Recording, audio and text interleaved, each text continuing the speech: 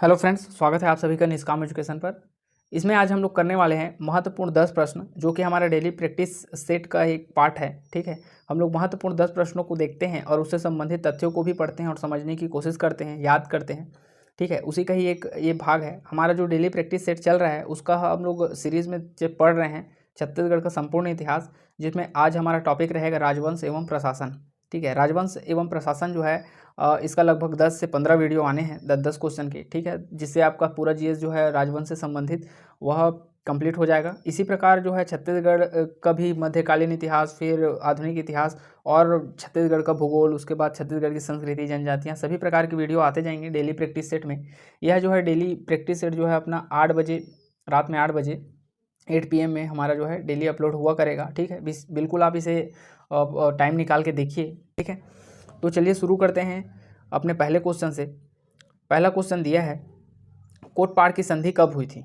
ठीक है, कोटपाड़ की संधि कब हुई थी? आपके ऑप्शन हैं, ऑप्शन नंबर ए 6 अप्रैल 1778, ऑप्शन बी 6 अप्रैल 1780, ऑप्शन सी 10 अप्रैल 1778 या ऑप्शन डी इनमें से कोई नहीं। तो बताइए इसका आंसर क्या होगा। इसका आंसर कर लेते हैं। सबसे पहले तो इसका करेक्ट आंसर हो जाएगा ऑप्शन नंबर ए 6 अप्रैल 1778। देखिए कोटपाड़ की संधि इतना इंपॉर्टेंट क्यों है जानते हैं। ठीक है, तो देखिए ये कोटपाड़ की संधि जो है वह दरियादेव के बीच में हुआ था। ठीक है, दरियादेव के बीच में हुआ था। मैं पूरा एकदम डिटेल नहीं करूंगा इसमें, लेकिन जो जो इंपॉर्टेंट चीज़ है उसको तो मैं बताऊंगा ही। ठीक है, तो दरियादेव के बीच में हुआ था और अगेंस्ट में कौन था? तो मराठा थे। ठीक है, अगेंस्ट में कौन थे? मराठा थे, अंग्रेज थे और उड़ीसा के शासक जयपुर शासक। ठीक है, उड़ीसा के जयपुर शासक थे इसमें। तो ये तीन लोगों के बीच में और तीनों के बीच में और दरियादेव के बीच में क्या हुआ था? इस कोटपाड़ की संधि हुई थी। देखिए दरियादेव जो है वह अपने राज्य को प्राप्त करने के लिए अजमेर सिंह को मार दिया था। ठीक है, और अजमेर सिंह से लड़ाई कर रहा था। उसी को हराने के लिए तीनों से इसने क्या किया था? ये संधि को किया था। ऐसा करार किया था कि ये कोटपाड़ की संधि, जब दरियादेव जो है वह जीत जाएगा अजमेर सिंह से, तो यह कोटपाड़ की संधि करेंगे और इन तीनों को कुछ कुछ क्षेत्र दिया जाएगा। ठीक है, तो इसमें जो है बिम्बा जी को 59,000 टकोली देने का इसमें क्या किया? नियम बनाया गया। ठीक है, जयपुर नरेश को भी 6-7 जगह को दे दिया गया। ठीक है, अंग्रेजों को कुछ नहीं दिया गया। अंग्रेजों को फिर बाद में अंग्रेजों का ही सब कुछ हो गया। ठीक है, तो बहुत ही इंपॉर्टेंट है ये कोटपाड़ की संधि। आप बिल्कुल इसको जाइए जीएस के पार्ट में निकालिए और पढ़िए। इससे संबंधित तथ्यों को बिल्कुल यहाँ से क्वेश्चन पूछा ही जा सकता है। ठीक है, चलिए बढ़ते हैं अगले क्वेश्चन पर। अगला क्वेश्चन है दूसरे नंबर का क्वेश्चन, प्रण प्रताप चक्रवर्ती की उपाधि किस शासक ने धारण की थी? तो बताइए प्रण प्रताप चक्रवर्ती की उपाधि किस किस शासक ने धारण की थी? तो इसका करेक्ट आंसर हो जाएगा, आपके ऑप्शन है, ऑप्शन नंबर ए में है दिक्पाल देव, ऑप्शन बी राजपाल देव, ऑप्शन सी दलपत देव या ऑप्शन डी दरियादेव। तो प्रण प्रताप चक्रवर्ती की उपाधि किसने धारण की थी? यह धारण की थी option number B Rajpal Dev ने। ठीक है, इसका correct answer option number B हो जाएगा। बढ़ते हैं अगले क्वेश्चन पर। अगला क्वेश्चन दिया है तीसरे नंबर का क्वेश्चन, किस शासक के शासनकाल में बस्तर छत्तीसगढ़ का अभिन्न अंग बना? ठीक है, तो देखिए दोस्तों, ये जो है वो जो मैं पहले क्वेश्चन बताया था, पहले नंबर का क्वेश्चन, उसी से ही संबंधित है। ठीक है, तो देखिए इसका ऑप्शन है अजमेर देव, दरियादेव, महिपाल देव या रुद्र प्रताप देव। इसका करेक्ट आंसर हो जाएगा दरियादेव। ठीक है, देखिए जब दरियादेव जो है वह कोटपाड़ की संधि कर देता है तो उसका नियंत्रण जो है मराठा के हाथ में आ जाता है। ठीक है, पूरे छत्तीसगढ़ का नियंत्रण मराठा के हाथों में आ जाता है।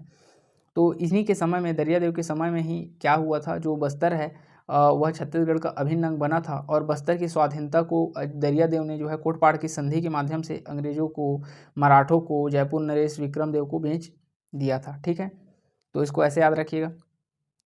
चलिए बढ़ते हैं अगले क्वेश्चन पर। अगला क्वेश्चन दिया है, निम्न में से कौन सा जगह काकती वंश की राजधानी नहीं थी? ठीक है, इसके करेक्ट कीजिएगा, ये नहीं थी लिखा है। ठीक है, नहीं थी। निम्न में से कौन सा जगह काकती वंश की राजधानी नहीं थी? तो देखिए इसमें जो है ऑप्शन ए में दिया है मंदोता, ये बिल्कुल थी। ठीक है, चक्रकोट भी था। ऑप्शन सी में दिया है जगदलपुर, ये भी था।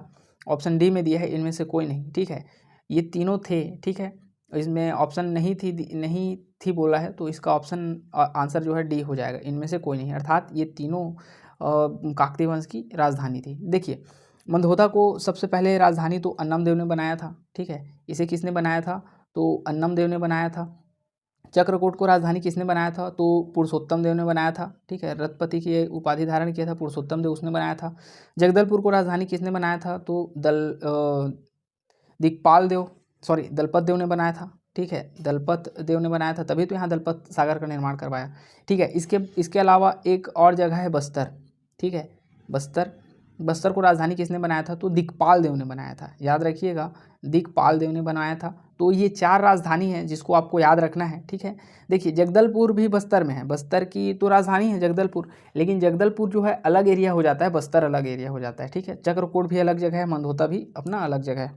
तो ये चारों राजधानी थी काकतीय वंश की, इसे आप लोग याद रखिएगा, ठीक है। बढ़ते हैं अगले क्वेश्चन पर।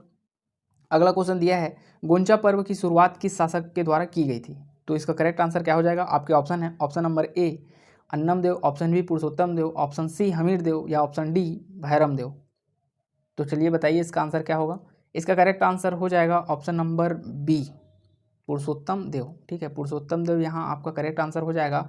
गोंचा पर्व की शुरुआत पुरुषोत्तम देव के द्वारा किया गया था बस्तर में, इन्हें ही रथपति की उपाधि धारण की थी। और भी बहुत कुछ डिटेल है सभी क्वेश्चनों के बारे में, जिसका हम लोग जब जीएस पढ़े हैं उसमें हम लोग अच्छे से किए हैं, ठीक है। अगर इसका आप डिटेल वाला वीडियो देखना चाहते हैं तो जो हमारा वीडियो है उसमें जाइए चैनल में यूट्यूब में, उसके बाद देख सकते हैं, ठीक है। चलिए बढ़ते हैं अगले क्वेश्चन पर। अगला क्वेश्चन दिया है 6वें नंबर का क्वेश्चन, प्रथम भोसला आक्रमणकारी नीलूपंत किस शासक के समय में बस्तर पर आक्रमण किया था। देखिए ये जो नीलूपंत है ये प्रथम मराठा है, ठीक है, प्रथम मराठा आक्रमणकारी है, भोसला आक्रमणकारी है नीलूपंत। इसके बाद जो है भास्कर पंत जो है 1741 में रघुनाथ को पराजित करता है। उससे पहले इसने 1731 के आसपास जो है पराजित किया था, अर्थात छत्तीसगढ़ में आक्रमण किया था, ठीक है। वो किसके समय में किया था, तो दलपत देव के समय में किया था, ठीक है। इसी कारण जो है राजधानी जगदलपुर इसको करना पड़ा था। चलिए बढ़ते हैं अगले क्वेश्चन पर। अगला क्वेश्चन है 7वें नंबर का, शासन प्रशासन संभालते वक्त प्रफुल्ल कुमारी देवी का उम्र कितना था। ऑप्शन ए में है 12 वर्ष, ऑप्शन बी 14 वर्ष, ऑप्शन सी 13 वर्ष या ऑप्शन डी 15 वर्ष। बताइए इसका आंसर क्या होगा।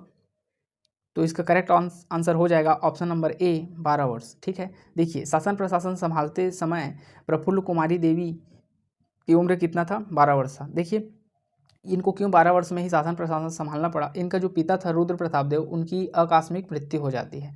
तो उनकी मृत्यु हो जाती है, इसी कारण उनकी एक पुत्री थी, उनका कोई पुत्र तो था नहीं रुद्र प्रताप का, उनकी एक पुत्री थी, इन्हीं को ही इसने क्या कर दिया, शासिका बना दिया। तो ठीक है, तो ये जो है जो 12 वर्ष में प्रफुल्ल कुमारी देवी जो है शासन प्रशासन संभालती है, ये हमारे छत्तीसगढ़ की प्रथम महिला शासिका है, ठीक है, प्रथम महिला शासिका है अपने छत्तीसगढ़ की, ठीक है। आप मुझे कमेंट करके बताइएगा कि हमारे भारत की प्रथम महिला शासिका किन्हें माना जाता है, ये कमेंट करके बताइएगा। छत्तीसगढ़ की तो ये है प्रफुल्ल कुमारी देवी, ठीक है। बढ़ते हैं अगले क्वेश्चन पर। अगला क्वेश्चन है अपना 8वें नंबर का, चौराहों का नगर जगदलपुर को किस शासक के द्वारा विकसित किया गया था। यहाँ पर करेक्ट कीजिएगा दोस्तों, ये जो है शासन नहीं है, ये शासक है, ठीक है। किस शासक के द्वारा विकसित किया गया था चौराहों का नगर जगदलपुर को। तो बताइए इसका करेक्ट आंसर क्या हो जाएगा। आपके ऑप्शन है, ऑप्शन नंबर ए में है रुद्र प्रताप देव, ऑप्शन बी भैरव देव, ऑप्शन सी दलपत देव या ऑप्शन डी अजमेर देव। तो बताइए इसका करेक्ट आंसर क्या हो जाएगा। तो इसका करेक्ट आंसर हो जाएगा option number A Rudra Pratap Dev. जो पिछला जो क्वेश्चन था, ठीक है, प्रफुल्ल कुमारी देवी, उसी का ही ये पिता था, कौन, रुद्र प्रताप देव। इन्होंने ही जगदलपुर को चौराहों का नगर के रूप में विकसित किया, ठीक है। इनको सेंट ऑफ जेरूसलम कहा जाता है। इन्हीं के समय में घैटी पौनी प्रथा शुरू हुई थी, ठीक है। इन्हीं के समय में ही 1910 में जो है गुंडाधुर विद्रोह हुआ था, ठीक है। तो इनसे भी संबंधित बहुत सारी चीज़ें हैं जिनको आपको याद रखना है, पेपर में क्वेश्चन पूछे जाते हैं, ठीक है। तो इसको याद रखिएगा, आपके आंसर हो जाएंगे option number A Rudra Pratap Dev. बढ़ते हैं अगले क्वेश्चन पर। अगला क्वेश्चन है 9वें नंबर का क्वेश्चन, बस्तर क्षेत्र में क्रांति का मसीहा किन्हें कहा जाता है।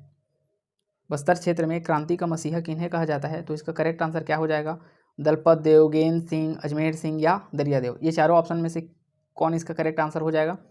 तो इसका करेक्ट आंसर हो जाएगा ऑप्शन नंबर सी अजमेर देव। अजमेर देव इसका करेक्ट आंसर हो जाएगा, ठीक है। ये अजमेर देव उसी दरिया देव का जिसने कोटपाट संधि की थी, उसी का ही भाई था, ठीक है। बढ़ते हैं अगले क्वेश्चन पर। इस वीडियो का अंतिम क्वेश्चन है, नरबली प्रथा पर आधारित विद्रोह मेरिया विद्रोह किनके समय में हुआ था। देखिए ये विद्रोह जो है, मेरिया विद्रोह जो है वह नरबली से संबंधित था, ठीक है। नरबली अर्थात यहाँ पर जो है बलि दे दिया जाता था, नरबली में जो है बलि दे दिया जाता था। देखिए यहाँ पर दो जनजाति थी, एक तो था गहिंगा, ठीक है, गहिंगा जनजाति थी, और एक था पावा जनजाति, ठीक है। गहिंगा जनजाति और पावा जनजाति, ये दोनों जनजाति को क्या किया जाता था, यहाँ पर बलि दे दिया जाता था, ठीक है, किनके द्वारा, जनजातियों के द्वारा। तो इन्हीं को रोकने के लिए नरबलि प्रथा हुआ था, ठीक है। मतलब पुलिस लोग जो अंग्रेज हैं वो जो है जनजातियों के विरुद्ध इस विद्रोह को किए थे, इसे ही नरबलि प्रथा कहा जाता है। इस समय शासक जो थे वह भोपाल देव थे, ठीक है। भोपाल देव इसका करेक्ट आंसर हो जाएगा, ऑप्शन नंबर बी, ठीक है। तो इसे भी आप याद रखिएगा। तो इस प्रकार हमारे 10 क्वेश्चन जो है वह कंप्लीट हो गए, ठीक है। किसी भी प्रकार का डाउट होगा तो बिल्कुल आप कमेंट सेक्शन में पूछ लीजिएगा।